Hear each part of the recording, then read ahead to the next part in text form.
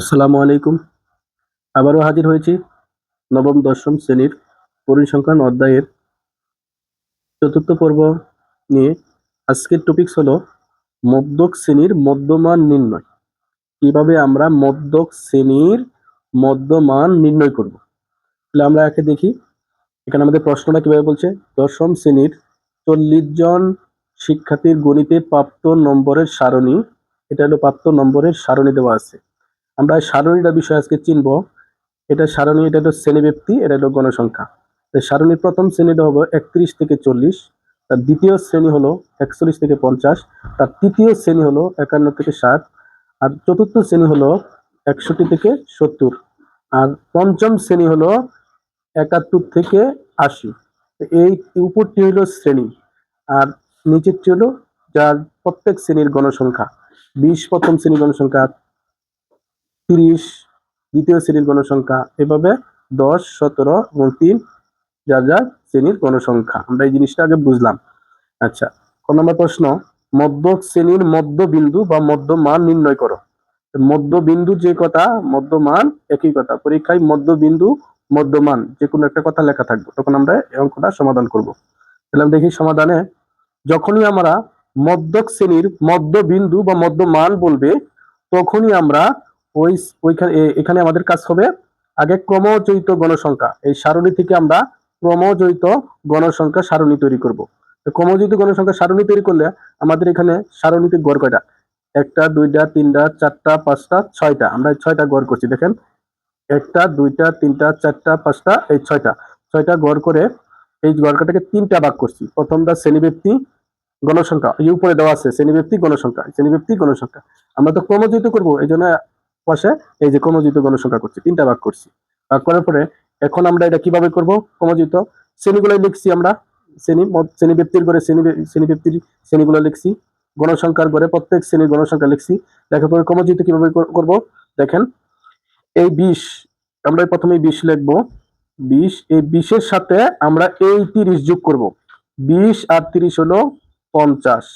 এই 50-এর সাথে 10 যোগ করলে হবে 60। 60-এর সাথে 17 যোগ করলে হবে 77। 77-এর সাথে 3 যোগ করলে হবে এলো 80। আমাদের এখানে যা লিখবো আমরা, এখানে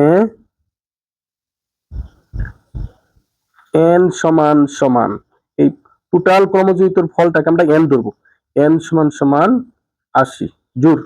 জোড় সংখ্যা হলে আমরা এখানে মধ্যকের সূত্র ব্যবহার করব, শুধু n/2।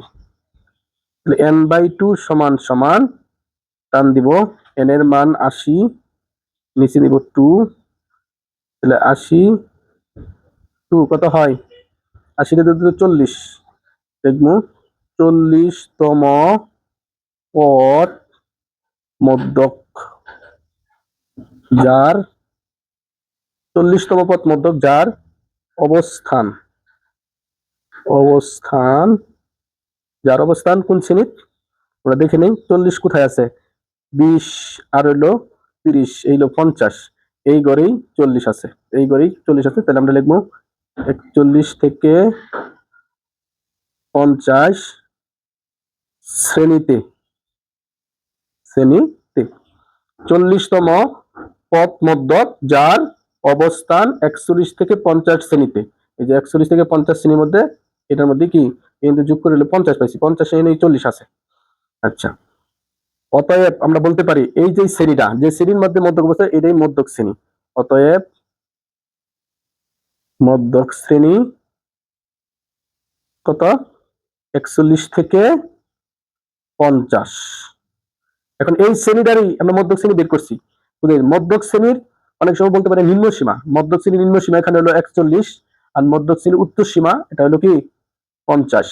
প্রত্যেকটা শ্রেণীরই নিম্ন সীমা, প্রথমটা নিম্ন সীমা, পরেরটা হলো উচ্চ সীমা। আচ্ছা, এখন আমরা কত মধ্যক শ্রেণীর মধ্যমান, তাহলে 41 থেকে 50 এর মধ্যমান, এই যে মধ্যমান কিভাবে বার করে, আমরা আগে সূত্র জেনেছি। শ্রেণীর উচ্চ সীমা কত 50 প্লাস শ্রেণীর নিম্ন সীমা কত 41/2, তাহলে কত হয়েছে 50 আর 41 কত হয়? আমরা জানি 91। 91 বাই 2 সমান সমান কত হয়েছে? 91 করলে 45.5। এই আমাদের মধ্যক শ্রেণী বের হয়ে গেছে, বা মধ্যক শ্রেণীর মধ্যমান বের হয়ে গেছে। মধ্যক শ্রেণীর মধ্যমান আমরা বের করে ফেলেছি।